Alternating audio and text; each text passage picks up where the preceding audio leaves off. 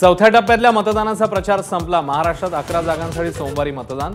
अनेक दिग्गजांचं भवितव्य पणाला।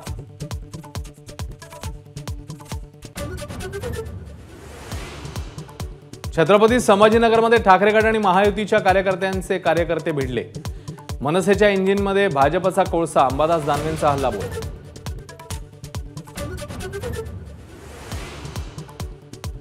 मी आणि उद्धव ठाकरे भाजपच्या आसपासही फिरकणार नाही। पंतप्रधान मोदींच्या ऑफरवर शरद पवारांचं उत्तर।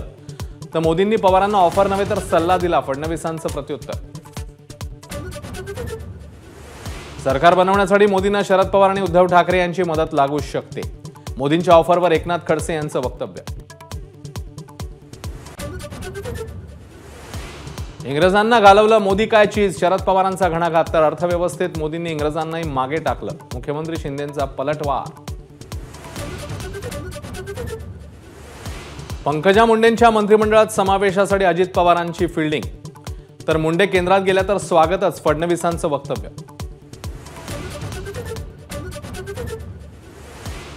महायुतीच्या बीडमधल्या सभेत उदयनराजे भाऊक, पंकजा मुंडेंना मतं द्या, उदयनराजेंचं बीडकरांना आवाहन।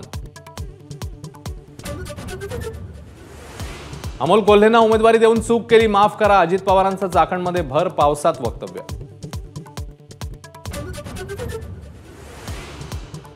सुरेश जैन यांचा भाजपला पाठिंबा, मात्र प्रचारापासून दूर राहणार। स्मिता वाघ यांना मतदान करण्याचं समर्थकांना आवाहन। मोदी पुन्हा निवडून आल्यास उद्धव ठाकरे, ममता बॅनर्जी यांच्यासह सर्व विरोधक जेलमध्ये जातील, अरविंद केजरीवाल यांचा दावा। 20 दिवसांपासून पाणी पुरवठा न झाल्यानं लासलगावात कडकडीत बंद, मतदानावर बहिष्कार टाकण्याचा इशारा।